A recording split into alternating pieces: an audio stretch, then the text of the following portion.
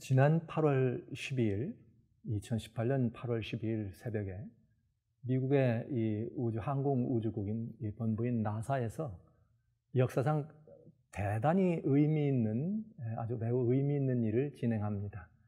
그것은 무엇인가 하면 이제 이 파커라고 하는 우주선을 띄우는 것인데요. 이 우주선은 화성도 아니고 명왕성도 아니고 목성도 아니고 토성도 아닙니다.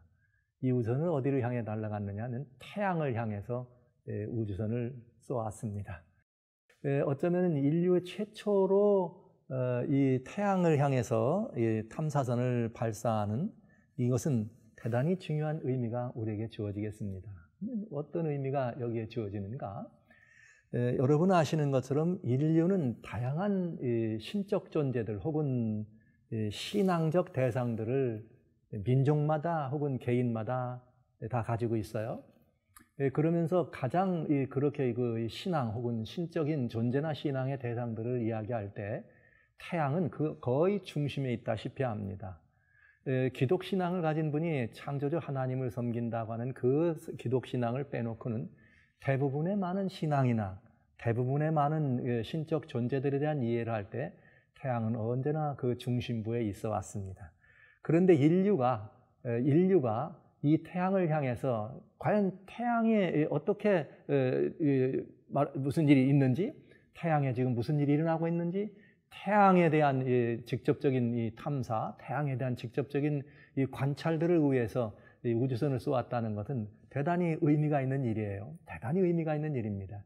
그래서 이번에 쏘아 올린 이 태양 우주선 탐사선은 태양에 도착할 수 있도록 주선돼서 원래는 토요일 새벽에 보내기로 했던 우주선을 시간을 바꿔서 일요일 아침에 새벽에 우주선을 띄웁니다.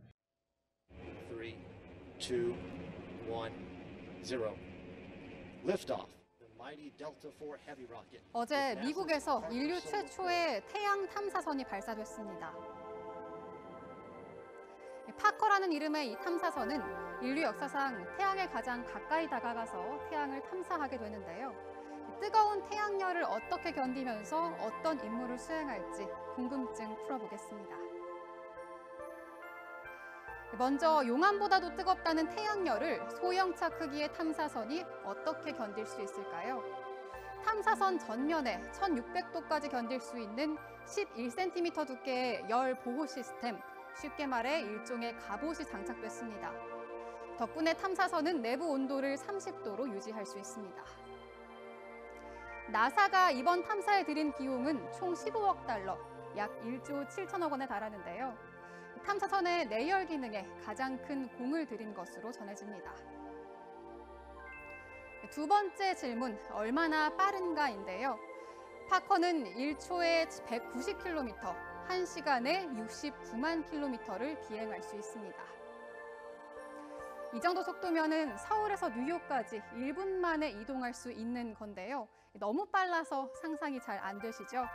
지금까지 개발된 우주선 중 가장 빠른 겁니다. 탐사선은 앞으로 7년 동안 태양을 돌면서 무슨 일을 하게 될까요? 태양 표면의 온도는 약 6,000도, 그리고 태양 바깥층인 코로나는 150만 도로 300배 이상이 뜨겁습니다. 통상 이 표면이 바깥쪽보다 더 뜨겁기 마련인데 태양은 그 반대인 셈입니다.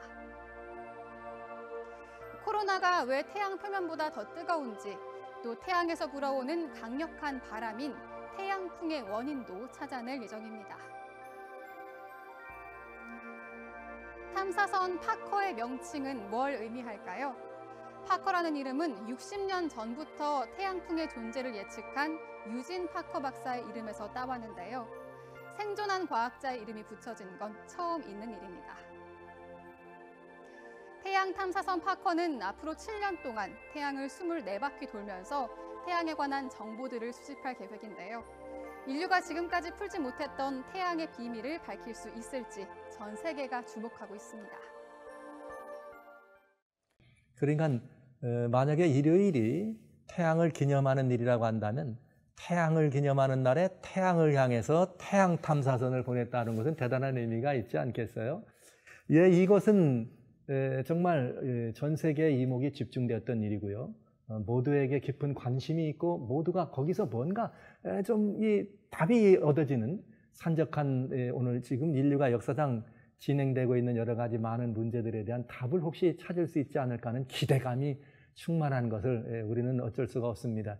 이 태양 탐사선은 얼마나 빠른 속도였는가 하면 지금까지 인간이 만들어낸 어떤 교통수단보다 가장 빨라. 뉴욕에서부터 이 탐사선은 뉴욕에서부터 도쿄에 가는데 얼마의 시간이 걸리는가 하면 단 1분의 시간이 걸리는 대단히 빠른 우주선을 보내게 된 것입니다. 그래서 이 우주선이 과연 어떤 답을 지구에게 보내올 것인가, 이것이 이제 우리들의 주목이 귀치되는 그런 이 해입니다. 돌아보면 2018년 돌아보면 올해 이 시간이 지나가면서 여름에 대한 다양한 뉴스들은 CNN이나 팍스 뉴스나 BBC나 또 여러 다양한 이 세계의 지구촌의 언론계의 한 중치적 역할을 담당하고 있는 몇몇 많은 그런 이 중심이 되는 기관들이 발표하는 언론 보도를 보면 금년에 모두가 다 한결같이 얘기하는 것은 무엇인가? 레코드 브레이킹 서머라는 거죠. 이 말은 신기록을 자꾸 세우는 거죠. 그래서 지금까지 있던 여러 가지 이런 이야기들과 혹은 통계 수치나 이런 것하고는 비교가 안 되는 다양한 많은 이 재난들이 일어났다. 그 재난들은 어디와 관련이 있는가? 클라이밋 체인지, 기후변화와 관련이 있는 여러 많은 일이 있어 왔다고 하는 것입니다.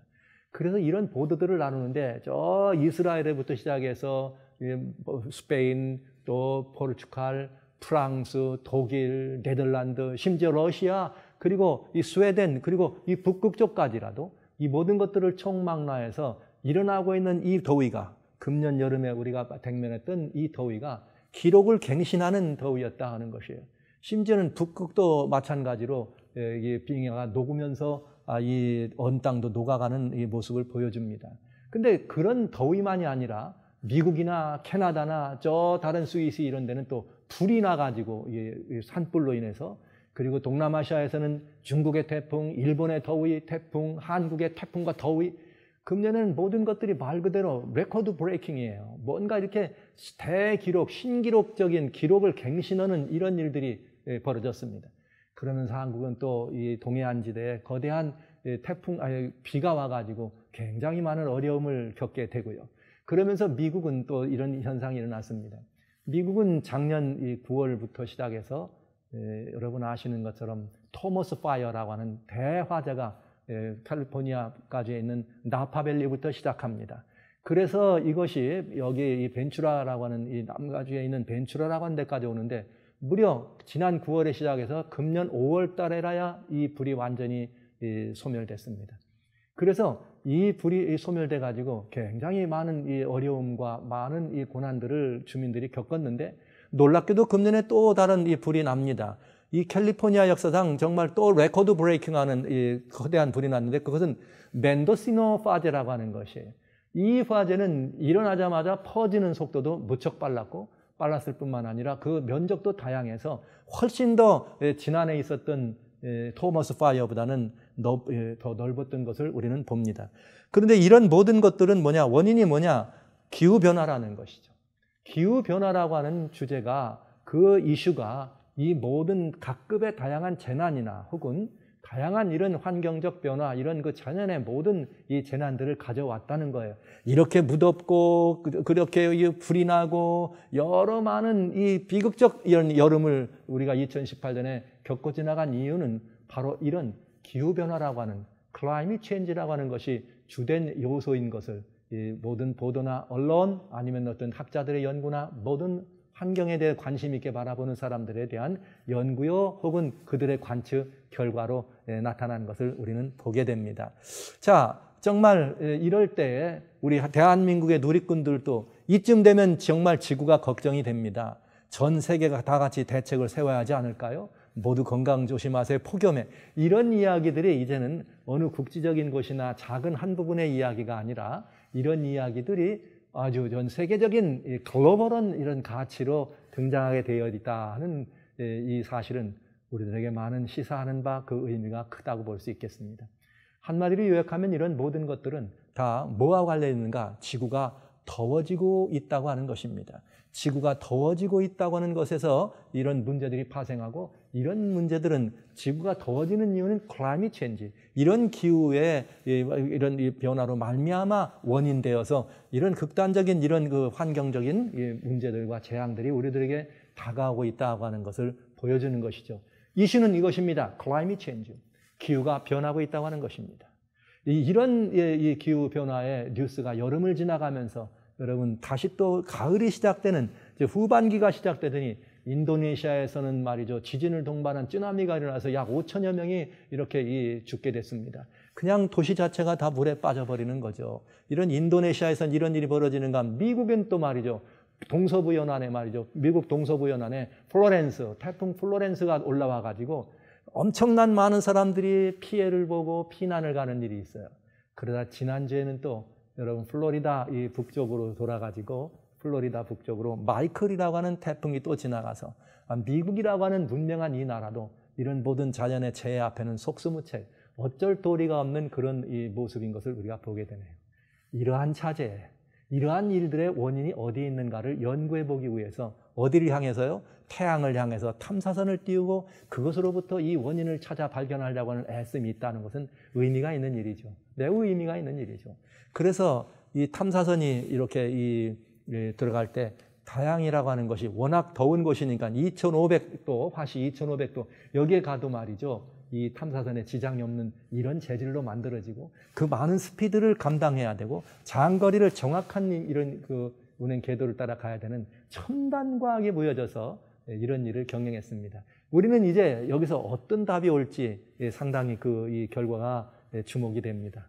우리는 이것을 통해서 무엇인가 이 기후변화라고 하는, 이 환경변화라고 하는 이 문제에 대한 답을 찾아보기를 원합니다. 그러나 과연 그것이 이것을 통해서 태양 탐사선이 보내주는 어떤 뉴스나 아니면 태양 탐사선이 보내주는 어떤 자료들을 통해서 그런 문제들에 대한 답을 얻을 수 있을까요? 이것들은 우리들이 그렇게 되기를 바라는 소원이 앞서는 것이지 결과에 대해서는 아직 아무도 예측할 수도 없을 것 같습니다. 자, 그러나 이런 시대를 바라보면서 저는 여러분들과 같이 이런 시대에 대한 이야기를 다른 말로 정의한다면 산불시대다, 이런 표현을 좀 말씀드리고 싶어요. 산불 재난의 시대다. 왜 그러냐? 첫째는 예측 불가의 시대예요. 어떤 재난이 어떻게 일어날지, 어떤 또 환경적 변화로 말미암아서 막 더울지, 태풍이 불지, 홍수가 날지, 지진이 날지, 화산이 터질지 전혀 예측이 불가능한, 많은 관측기기가 있고 예측기기가 있지만은 있음에도 불구하고 다가오는 이 모든 것들을, 두 번째는 어떻게 할 수 있어요? 막을 수 없는, 저항이 불가한 두 번째 이 불가의 시대가 있습니다. 저항이 불가다. 예측도 불가지만은 예측만 못하는 것이 아니라 온다 그래도 막을 수가 없는 그런 시대입니다. 그런가 하면 또 이제 이 세 번째는 뭔가, 이게 막을 수도 없을 뿐만 아니라 이렇게 오고 나면 복구도 불가해요. 복구 불가. 참 이런 지금 우리가 살고 있는 이 시대가 정말 산불재난의 시대입니다. 이런 시대를 우리가 살아가고 있다고 하는 것이죠. 이런 차제라면 우리가 이 문제들에 대해서 한번 생각해 봐야 합니다. 무슨 문제냐? 혹시 이런 것들이 성경에 예견되어 있는, 성경 말씀에 예견되어 있는 커다란 심판이 다가오고 있는 그런 징조나 조짐은 아닐까 하는 것입니다. 왜 우리는 이런 문제에 대하여 관심을 가져야 되는가? 여러분, 유대인이라고 하는, 구약의 유대인이라고 하는 백성들은 뭘 가진 사람들이냐? 성경을 가진 사람들입니다. 그들은 그 성경이 뭐에 대한 예언이 있느냐? 성경의 많은 부분이 메시아가 오는 것에 대한 예언입니다.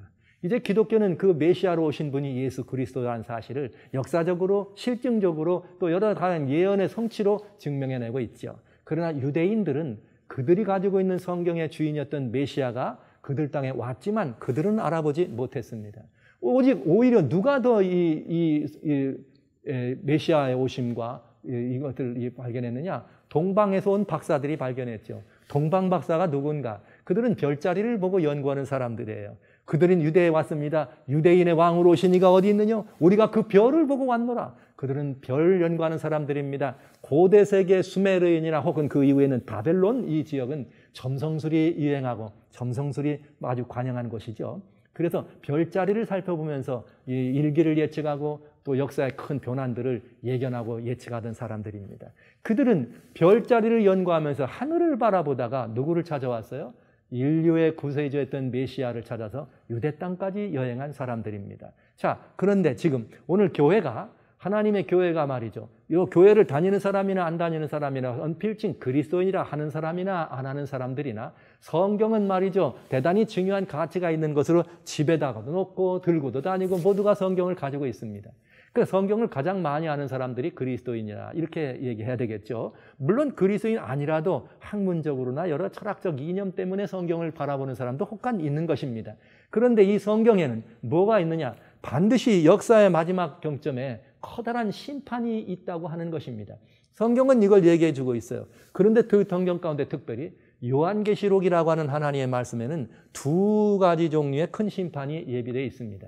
그 중에 첫 번째는 일곱 나팔이라고 묘사되어 있는 계시록 8장과 9장에 묘사되어 있는 일곱 나팔이 이렇게 이 심판의 모습이 있고요. 두 번째는 계시록 16장에 나와 있는 일곱 대접이라고 하는 것이죠. 이 일곱 대접은 일곱 재앙이라고도 합니다. 그런데 이 재앙은 성격이 약간 좀 달라요.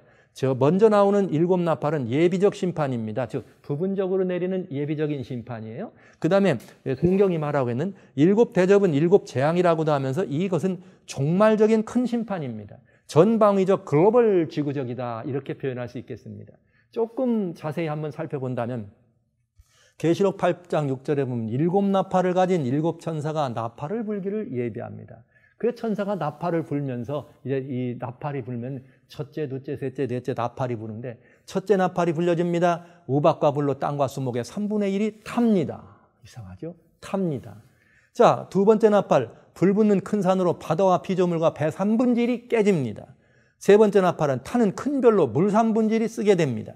네 번째 나팔은 해달별, 천체죠. 3분의 1이 침을 받아 그 빛이 3분의 1이 어두워집니다. 다섯 번째 나팔은 무적행의 사자로 5달 동안 괴롭습니다. 여섯째 나팔 사람 3분의 1이 죽임을 당합니다.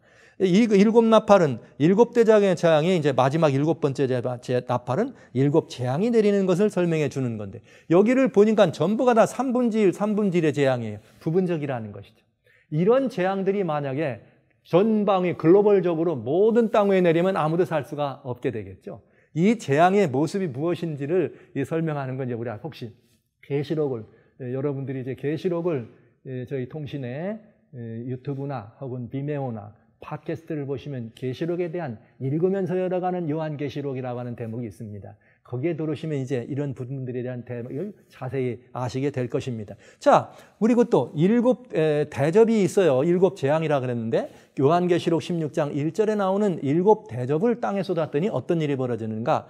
첫째부터 7개의 재앙이 있는데 첫째 재앙은 독하고 헌데 여기에는 이 대접이 받는 경우는 기독교, 즉 그리스도를 영접한 사람과 그렇지 않은 사람들에 대한 이야기가 들어있습니다만 그 모든 사람들이 하나님을 거절한 사람들에게 내려지는 재앙의 종류들인데 두 번째는 바다가 피로 변합니다. 바다의 모든 생물이 죽습니다. 세 번째 재앙은 강과 물의 근원이 피로 변합니다. 그 다음에 네 번째는 해가 권세를 받아 불로 사람들을 태워집니다. 그리고 해가 받으니까 이 전 글로벌 되겠죠. 아픈 것과 종기 그리고 여러분들이 늘 관심 있게 바라보는 아마겟돈이라고 하는 이런 그 재앙이 있죠. 일곱 재앙은 중수가 1달란트 되는 우박이 하늘에서 떨어지는 큰 재앙이 되겠습니다. 그래서 일곱 재앙 혹은 일곱 대접으로 부어지는 일곱 재앙에 관한 이야기는 글로벌 지구적 재앙이다. 자, 이것들을 생각해 본다면 지금 우리가 겪고 있는 이 곤란한 일은 유럽에서 동남아시아에서 여기 이 남북 이 아메리카를 중심으로 일어났다면 이거는 거의 글로벌 지구적인 이 모습이라고 볼 수 있겠죠. 레코드 브레이킹이다. 이런 그 환경적 변화가 일어나는 것은 무언가 좀 그 조짐이 심상치 않습니다. 무언가 이것이 징조가 있다고 볼 수가 있겠어요. 이것은 그냥 넘어가기에는 너무나 전방위적이요, 너무나 이 지구적인 이 재난이요 재앙이라고 볼 수 있지 않겠습니까? 그래서 성경에는 이런 일들에 대하여 이것이 하늘의 징조가 분명하다고 하는 그런 메시지들이 다양한 곳에서 기록되어 있습니다. 요엘이라고 하는 성경 2장 30절로 32절에는 뭐라고 되어 있는가? 내가 이적을 하늘과 땅에 베풀리니. 어디에 베풀어요? 하늘과 땅에 이적이 베풀어지는데 뭐라고 되어 있냐? 피와 불과 연기 기둥이라. 불과 연기 기둥이요 피요. 이 기둥이라. 여호와의 크고 두려운 날이 이르기 전에는 해가 어두워지고 달이 핏빛같이 변하리라. 여기 보니까 무슨 일이 벌어졌는가 하면 하늘과 땅에 베푸는데 피와 불과 연기 기둥이 있더라. 금년 여름에 뭐 미국 남북 뭐 캐나다나 미국이나 뭐 그레이스나 스웨덴이나 전부 이런 화재들 불과 연기 기둥이 뭐 킬라우의 빅아일랜드의 화산으로 계속해서 올라가는 불과 연기 기둥이 사람들이 다치고 사람들이 죽고 사람들이 상해를 입는 그런 피가 온 땅을 덮은 것을 보게 됩니다. 이게 좀 뭔가 언제 이런 일이 있다 그랬느냐? 여호와의 크고 두려운 날이 이르기 전에 이런 일이 있다 그랬으니까 한 번쯤 이 문제에 대해서 우리가 생각해 볼 수 있어야 되고 생각하지 않는 것은 참으로 이상한 일입니다. 이것은 아주 중요한 하늘의 징조가 분명하다고밖에 볼 수가 없겠습니다. 왠가 하면 계시록 16장 8절로 9절엔 이런 말씀이 있어요. 넷째가 대접을 해에다 쏟았더니 해가 권세를 받아 불로 사람을 태우더라. 더워진다는 얘기죠. 해가 더 뜨거워진다는 얘기죠. 이제 이 해가 더 뜨거워진다 그랬는데 이러니까 이런 것들로 말미암아 더워진다는 거죠. 자, 그러니까 이 재앙이 내리기 전에 성경엔 이런 말씀이 있어요. 성경에는 무슨 말이 있는가 하면 하나님께서는 어떤 일을 행하시기 전에 아모스라고 하는 성경 3장 7절에 미리 그 종 선지자들에게 보여주고 말씀하고 일러준 다음에 일을 진행하겠다. 왜냐? 요한복음이라고 하는 성경 14장 36절에 그런 말씀이 있어요. 뭐라고 하셨는가 하면 일이 이루어지기 전에 내가 너한테 미리 말한다. 일이 이루어지기 전에 미리 말한 이유는 그 일이 이루어진 다음에 뭐 하게 하려고요? 믿게 하시려고 미리 말씀하신다 그랬어요. 일이 이루어지기 전에 미리 말한다 하는 것은 예언한다는 거죠. 그러니까 여기에 이 해가 이렇게 이 대접을 해에다 쏟았더니 태워진다. 이런 일이 바로 일어나면 미리 그것이 무엇인지를 모르면 하나님은 그렇게 하지 않으신다는 거죠. 왜? 우리가 대책을 세울 수가 없으니까. 그래서 하나님께서는 우리들로 하여금 피할 길을 예비케 하고 피할 길을 준비하기 위한 사랑의 방편으로 미리 보여주시는데 그 미리 보여주신 것 가운데 하나가 뭐냐? 대접을 해 쏟는 일이 미래에 있을 것이다. 그러면 뜨거워진다. 사람들이 태워진다. 그러면 어떻게 사는 것이 사람들이 태워지는 것이냐? 오늘날 우리가 미리 보여진 걸로 말한다면 레코드 브레이킹. 여러분, 이것은 이런 일이 일어나는 것은 우리들로 하여금 무엇인가 역사의 한 시점을 통과하면서 우리가 다시 한번 땅의 일만이 아니라 하늘의 일을 좀 생각해보고 이것이 하늘의 징조가 분명하다면 하나님께서 답이 있으시지 않느냐. 우리는 그 답을 찾아 발견하는 지혜를 성경을 통해서 얻어야 되지 않겠습니까? 성경에는 이런 역사적인 교훈이 있습니다. 성경에는 매우 중요한 역사적인 이런 공과가 들어있다고 하는 것이죠. 그것은 어떤 공과이냐? 다니엘이라고 하는 성경 5장에 보면 이상한 일이 하나 벌어집니다. 그 이상한 일이 무슨 일이냐? 벨사살 왕이 그 귀인 일철명을 위하여 큰 자치를 베풀었다. 벨사살이라고 하는 임금은 바벨론이라고 하는 나라의 느부갓네살이라고 하는 임금의 손주뻘 되는 사람입니다. 그가 어떤 일을 했는가 하면 아버지는 나보니더스라고 하는 왕이 있었는데 이 역사적인 백그라운드는 나보니더스라고 하는 임금이 이제 전 근동 세계를 장악하고 속속들이 쳐들어오는 북방왕 고레스가 이제 바벨론을 쳐들어옵니다. 그래서 아버지는 그 고레스 임금을 대항하러 이제 이 군인들이 이끌고 나갔어요. 그리고 벨사살이라고 하는 아들도 섭정왕이었으니까 아들 임금입니다. 그래서 이것이 기원전 538년 이야기입니다. 그 아들은 성문을 굳게 잠갔습니다. 이 성문은 고대 바벨론이라고 하는 신바벨로니아가 지었던 고대 바벨론은 20만 명의 사람들이 그냥 문을 안 열고도 20년은 버틸 수 있는 난공불락의 도성이었습니다. 거기는 이슈타게이트라는 거대한 청동문을 문 앞에 놓고 그들은 그곳에서 자신들의 이 모든 것들을 부귀와 영화를 누릴 수 있는 난공불락의 도성을 갖추고 있었던 것이죠. 그런데 아버지는 전쟁하러 나갔는데 패배합니다. 패배해서 아버지가 살으셨는지 돌아가셨는지도 모를 때 아들은 1,000명의 귀족들을 불러다 놓고 잔치를 열었답니다. 그리고 그 잔치를 였는데 술을 마시는데 어떻게 했느냐? 술을 마실 때 그 부친 느부갓네살이 예루살렘 전에서 찾아온 가지고 왔던 금은 기명을 가져오게 하고 왕과 귀인과 왕후들과 빈궁들이 다 그것으로 마시려고 했다. 이게 하나님의 성전에서 가지고 온 금은 기명들이에요. 이게 뭐냐? 하나님의 성전에서 느부갓네살 임금님이 예루살렘을 침공해 들어갔습니다. 그것이 이제 기원전 605년부터 시작해서 586년까지 여러 차례 들어갔는데, 그때 들어가서 예루살렘을 멸망시키면서 예루살렘 안에 있는 하나님의 성전에 있는 성전 기명들, 금과 은과 동과 철로 되어 있는 각종 기명들을 다 가져와요. 금그릇, 은그릇이 있죠. 거기다가 술을 따라 마시면서 자신들이 섬기는, 그것들은 하나님을 경배하는 일에 드렸던 기명들입니다. 그것을 자신들이 섬기는 신에게, 그것을 금은동철 목석으로 되어 있는 자신들의 신을 찬양하면서 경배하는 데 썼다는 거죠. 이건 정말 참남된 행위죠. 신성 모독입니다. 느부갓네살 임금님 때 그런 역사가 있어서 벨사살은, 느부갓네살은 하나님이 어떤 분인가를 알게 되죠. 그것이 바로 다니엘 4장 이야기였어요. 그래서 잘 아는 사람입니다. 그럼에도 불구하고 벨사살 임금은 그 하나님을 이렇게 모욕한 것입니다. 첫 번째는 아버지의 생사가 이렇게 죽었는지 살았는지도 모르는 그런 때에 아들은 귀인들과 모여서 술잔치를 벌였다는 패륜적 행위요. 두 번째는 하나님의 신성에, 하나님의 절대적인 그런 이 의미가 담겨 있는 기명에다 술을 따라 마시면서 하나님을 욕하는 것은 신성 모독이요. 두 번째, 세 번째는 무엇인가? 자기들이 섬기는 금은동철 각종 목석으로 되어 있는 여러 신들을 경배합니다. 우상숭배에 빠진 것입니다. 세 가지. 신성모독, 우상숭배, 패륜적 인륜화가 바로 벨사살 임금이었습니다. 자, 이런 일이 있을 때 어떤 일이 벌어질까요? 이런 문제가 벌어졌을 때 성경은 그 다음 이야기의 기록이 없을까요? 물론 있죠. 그런 벨사살 임금에 대한 뭐가 있는가? 돌이킬 수 없는 심판이 임하게 됩니다. 바로 그날 밤, 기원전 538년의 6월이죠. 바로 그날 밤 무슨 일이 벌어지는가? 여기에 기록한 무슨 일이 벌어졌는가 하면, 갑자기 그가 왕궁 분벽에다가 이렇게 그 술을 마시고 있는데 왕궁 분벽에 사람의 손으로 하지 아니하고 사람의 손 같은 이상한 것이 나타나느니 왕궁 분벽에다가 글을 쓰고 나가는 것이, 그걸 본 순간 거기 있던 모든 사람들이 소스라치듯 놀랐습니다.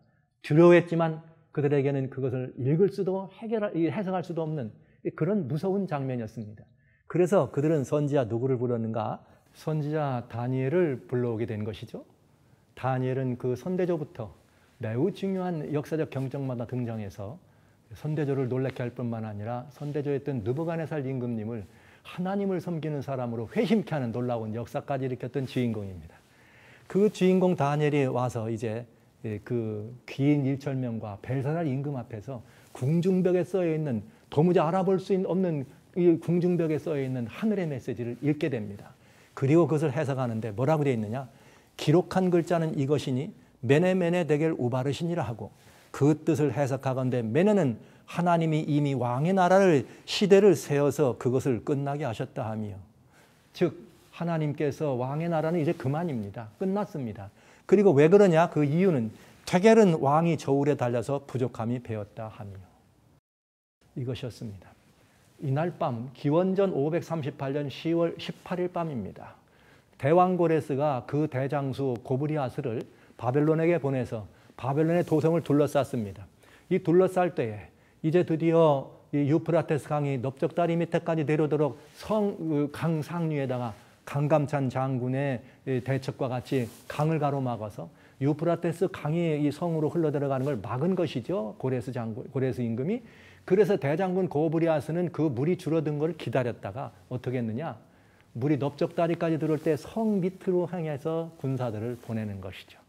그래서 그날 밤 벨사살 임금님은 그날 밤 그 나라를, 왕의 나라는 이미 수가 다했소, 당신은 달아보니 부족하오, 하나님의 그런 선고를 받고 그날 밤 바벨론은 역사의 이슬로 사라지고 맙니다. 영원히 폐허가 되는 이 그날 역사적 기록을 우리는 갖게 됩니다. 메네 데겔 우바르시니라, 하나님이 손이 나와서 하늘 분벽에다 썼던 이 글씨는, 왕이시여 당신은 달아보아 부족하오, 그래서 왕의 나라가 끝이 났어. 이거는 한나라 바벨론의 역사 속에 주어지던 이야기입니다. 그러나 이것은 대단히 중요한 교훈과 경고가 되는 이야기일 수 있는 것입니다. 그날 밤 무슨 날이에요? 신성의 모독이 하늘을 찢어던 날 밤. 그날 밤은 무슨 날입니까? 우상에게 이 귀인들이, 나라의 귀인이면 다 지도급 있는 사 아닙니까? 아마도 귀인 1,000명이 모였다 그러면 대단히 많이, 웬만한 관직은 다 모인 것이라 볼 수 있겠습니다. 그날 밤 그들은 우상에게 모든 이 경배를 드리는 사건이 벌어집니다. 그리고 그날 밤은 그 나라의 임금은 아직 살았는지 죽었는지도 모를 그 생사전망이 아직도 불투명한 그때 인륜의 폐륜화적인 역사를 가졌던 그날 밤 그들은 돌이킬 수 없는 심판을 받게 되는 것이죠. 자, 그러면 오늘날 우리 시대를 바라보면 우리는 어떻습니까, 여러분? 여러분, 우리 주변에 일어나고 있는 여러 가지 많은 일들을 바라보면서 사람들의 관계 속에서, 나라와 나라들의 관계 속에서, 그리고 역사의 한 경점을 통과하고 있는 여러 다양한 사건과 사고들의 문제를 바라보면서 지금 이 시대를 어떤 시대를 보세요? 어떻게? 폐륜화적인 그런 시대가 아니라고 말할 수 있나요? 아니면 사람들의 그런 도덕적 가치관이나 이런 모든 것들이 땅에 떨어진 시대라고 말할 수 없는 그런 이 시대인가요? 여러분, 우리들이 살고 있는 이 시대는 매우 위험한 시대입니다. 아주 위험한 시대입니다. 그런데 다행스러운 것은, 그러나 다니엘이 얘기했던 파멸을, 몰락을 경고했던, 몰락을 이렇게 선언했던 바벨론의 멸락은 돌이킬 길이 없는 파멸이었습니다. 그러나 우리들에겐 희망이 있습니다. 왜 그런가? 이 마지막 때를 향해서 요엘서 2장 32절이라고 하는 성경에 누구든지 여호와의 이름을 부르는 자는 구원을 얻으리니 이는 다 여호와의 말대로 시온과 예루살렘에서 피할 자가 있을 것이며 남은 자 중에 나 여호와의 부름받을 자가 있을 것입니다. 마지막 시대를 말하는 것이에요. 마지막 때 여호와의 크고 두려운 날이 이르기 전에 해가, 달과 달이 빛을 잃겠다고 얘기했던 그 요엘이 이어서 하는 말이 무슨 말이냐? 나 여호와의 부르심을 믿고 피할 자가 있겠다. 희망이 있는 얘기 아닙니까? 정말 그럴까요? 마지막 때는 우리가 살아있는 이 삶의 변방의 마지막 때는 그 삶의 변방을 바벨론이라 이렇게 묘사합니다. 성경에 바벨론이라고 하는 용어가 나올 때는 하나님을 대적하는 도성, 그리고 예수님이 안 계셔도 구원에 들어갈 수 있다고 가르치는 그런 모든 그릇된 구원론을 가르치는 이런 모든 것들을 다 바벨론이라 이렇게 보시면 되겠습니다. 더 자세한 이야기는 또 요한계시록을 살펴보는 또 저희들의 프로그램에 참여하시면 함께 보실 수 있겠는데요. 계시록 18장 1절로 2절에 이루의 다른 천사가 하늘에 내려오는데 큰 권세를 가집니다. 온 땅이 그의 권세에 영광스러운 이렇게 이 빛으로 환해집니다. 그러다가 그가 뭐라고 외치는가 하면 무너졌도다 무너졌도다 큰 성 바벨론이요 귀신의 처소요 각종 더러운 영에 모이는 것과 각종 더럽고 가증한 새에 모이는 것이 되었다. 그렇기 때문에 어떤 일이 벌어졌느냐? 그렇게 귀신들이 가득 찬, 영이 가득 찬, 가증한 것들로 가득 찬 이런 것들로 만국의 사람들을 음행의 진노의 포도주나 만국을 취하게 했으니까 만국이 무너지고 땅의 왕들이 그로 더불어 음행하였으며 땅의 상고들도 그 사치의 세력을 인하여 치부하였도다 하더라. 그래서 이런 일들이 가득 찰 때 바벨론이라고 하는 인류 역사는 무너질 것이요 망할 것입니다.